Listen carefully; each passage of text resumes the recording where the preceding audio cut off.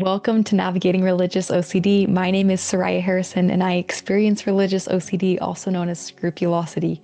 Scrupulosity is an incredibly anxious reality that hijacks your religious experience.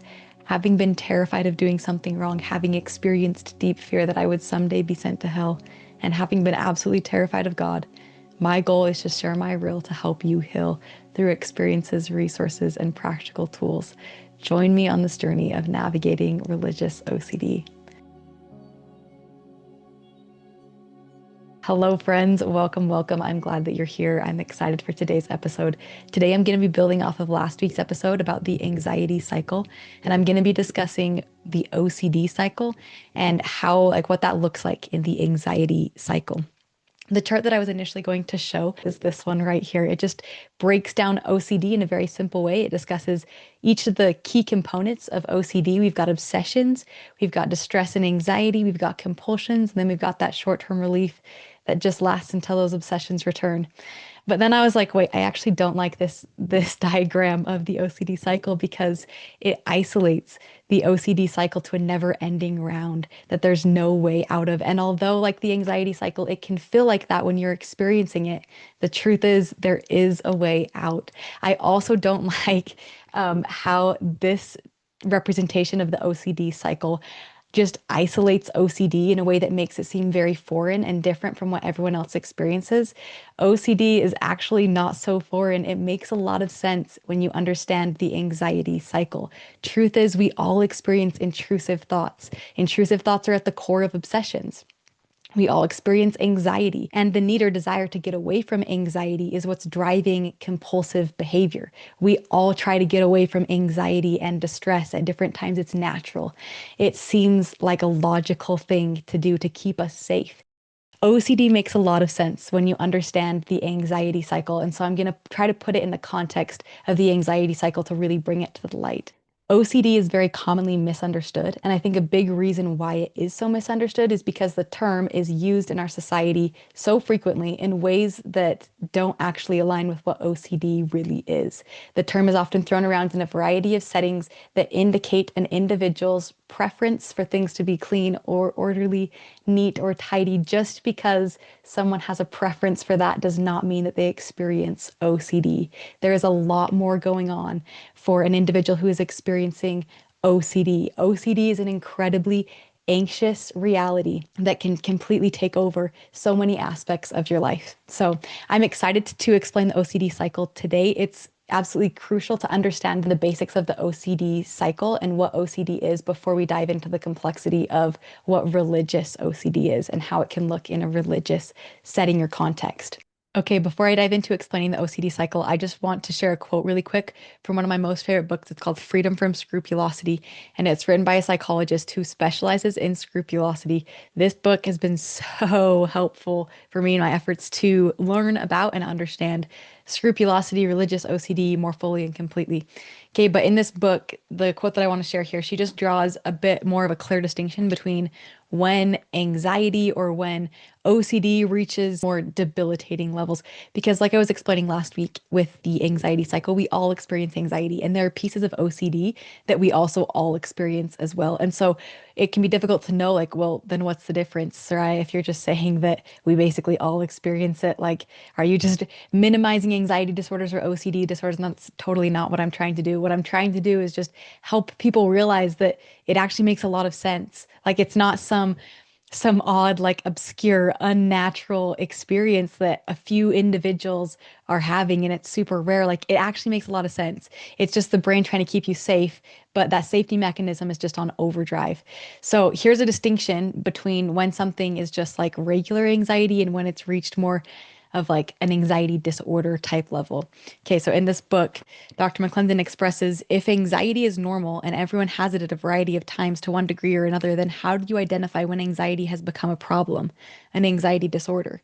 In general, mental illness is the presence of all three of the following elements: dysfunction, distress, and an atypical cultural response. Okay, so if there are high levels of stress in an individual's experience with anxiety, and if it's causing dysfunction, like if they're not able to function in the ways that they previously showed up in their life or in the ways that they want to. Like if it's causing significant impairment in their day-to-day living, that's what this dysfunction is going to look like. It's going to interfere significantly in their ability to be about what they want to be and to create the life that they want to create.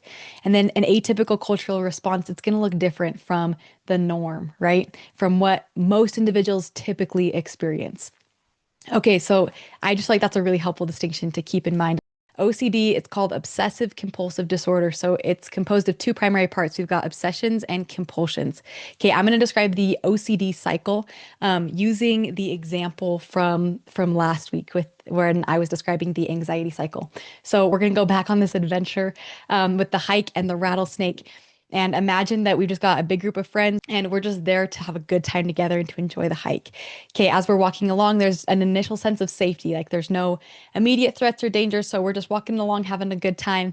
The stimulus that's going to happen in this situation is I'm going to have a thought that there could be a rattlesnake out here. If there's an interpretation that this thought is dangerous, right? And rattlesnakes are dangerous. So there probably will be an interpretation like, man, if there actually was a rattlesnake out here, that could be dangerous. So the brain is going to interpret that as potentially dangerous. This is something about the brain that is super interesting. Scientists now know that there is no difference between a perceived threat and a real threat. We experience both in the same way. This means that if while hiking you encountered a rubber rattlesnake placed on the trail and you perceived it to be real, your reaction would be the same as if there were an actual rattlesnake on the trail. So interesting. This was like major light bulb moment for me to read this truth and to begin to understand it. She then continues to say, apply this to our thoughts and feelings, and it's easy to see how the feedback cycle can become negative. Okay, so interesting. So our brain it can't distinguish between a perceived threat and a real threat. The brain's job is to keep you safe. So if it thinks something could be a threat, it's going to treat it like a real threat to prepare you just in case it actually is a real threat. It's really interesting in our society today because we don't have lots of external threats anymore. Our threats are more internal and they can come from the way we think. So, okay, so super interesting. So if you're having these thoughts, if I just had this thought that there could be a rattlesnake, my brain is going to prepare, it's going to begin to prepare my body in a way to brace for an actual encounter with a real rattlesnake. Okay, back to our anxiety cycle chart. A key component of the OCD cycle is obsessions. By definition, obsessions are persistent, unwanted thoughts, doubts, or images that seem intrusive, inappropriate, senseless, disturbing, and distressing. You don't want them. They make you feel uncomfortable, they feel threatening, and you want to resist them, but often can't. Okay, so in this example, in this story that we've got here, the obsession would be the thought that there could be a rattlesnake. Okay, but it's not just the thought alone. It's if this thought persists, right? If it comes back, if it continues to cause this heightened level of distress and anxiety. Okay, and now to draw a distinction here. Everyone experiences intrusive thoughts. Like anyone on this hike could have had the thought that there could be a rattlesnake. The difference between someone who experiences OCD and someone who doesn't is what happens after the thought. Okay, so going back to this book by Deborah Theobald McClendon, Freedom from Scrupulosity, she's got a really good section in here on the difference between those who experience OCD and those who don't experience OCD. She expresses those without OCD tend to react to intrusive thoughts in the following four ways. Okay, so we're on our hike here and we've got our example. If somebody who does not experience OCD has this thought that there could potentially be a rattlesnake, they might react to this intrusive thought in these four ways. Okay, they might check for evidence. They might look around and be like, okay, are there any rattlesnakes near? Are we hearing any rattlesnakes? Are we seeing any rattlesnakes? They check for evidence. Okay, second, they shift their attention from the thought to something else. They might just be like, oh, all right, interesting that I had that thought. Doesn't seem like it's an immediate threat, so I'll just turn back to my conversation with my friend here. Okay, the third, they try to analyze why the thought occurred. Okay, so this could look like checking for that evidence again.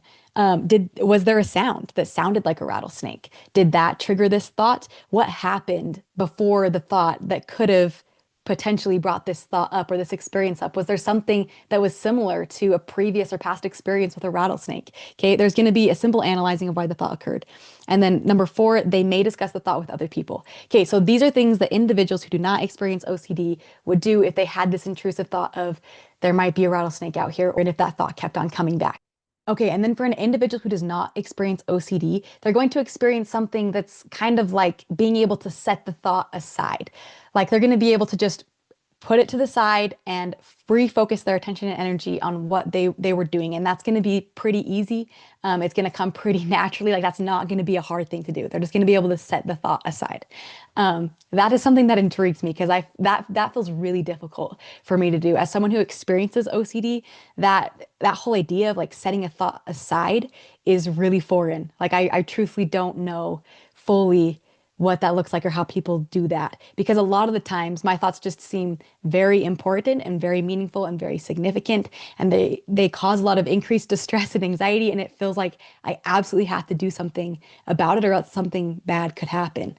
Okay, so those who do experience OCD, the thought is going to trigger anxiety. Like it's going to seem important and meaningful and significant. Well, I guess better said, if it is interpreted to be important and meaningful and significant, then this thought can trigger anxiety.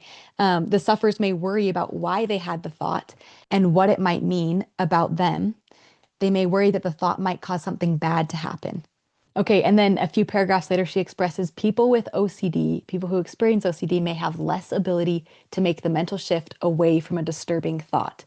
Okay, super interesting. So that's a bit of what I was describing earlier in my experience. Like this whole like, oh, just set the thought aside, like that doesn't really matter.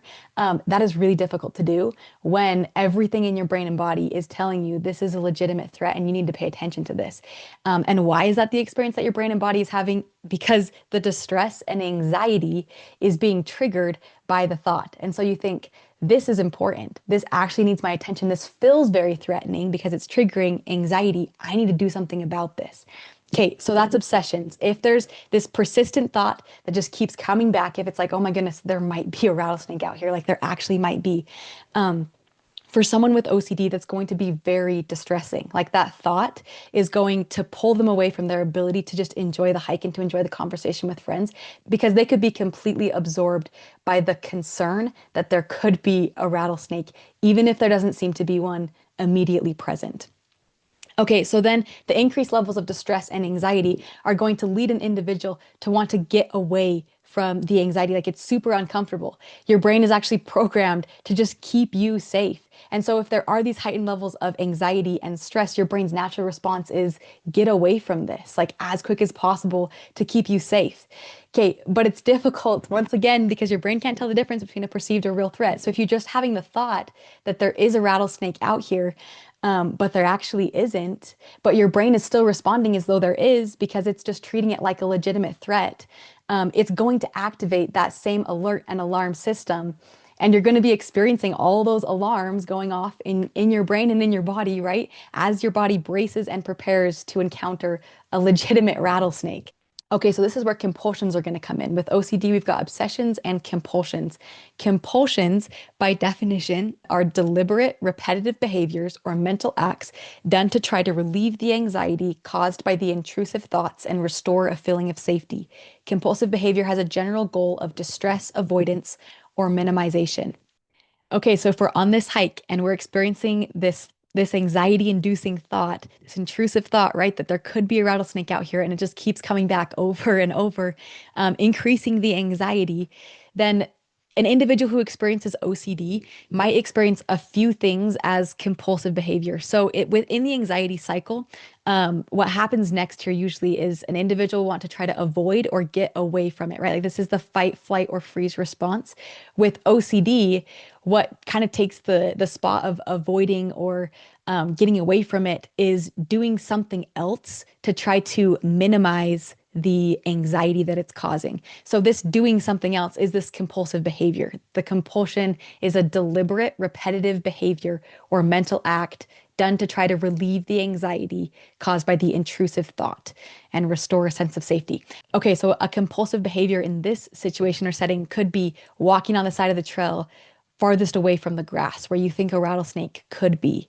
That would be a repetitive behavior done to try to relieve the anxiety. So if that makes you feel better to be walking on one side of the trail instead of the other because you're trying to get away from the anxiety of a rattlesnake could come out of that grass at any second, then that's going to be a compulsive behavior. Some other compulsive behaviors for this this experience could be mental acts, like things that you do in your thoughts or in your mind. This is actually compulsive behavior that I experience quite frequently. And this is where OCD can be really difficult to understand and to distinguish, because a lot of it for individuals can be, it can be fully mental. Like the compulsions may not be something that they're doing. It could be something that they're thinking, or a way that they're responding to the anxiety that's being triggered by their thoughts. So it could look something like this. If they continue to have the thought of there could be a rattlesnake out here and that's continuing to trigger anxiety, it could look like a conversation in their mind where they're telling their thoughts like, no, stop, like go away. That's not true. There's not actually rattlesnakes out here and here's why, like analyzing it, trying to convince themselves that that's not true, telling the thought to stop or to go away, or reassuring yourself that you're okay, like there's no rattlesnakes out here.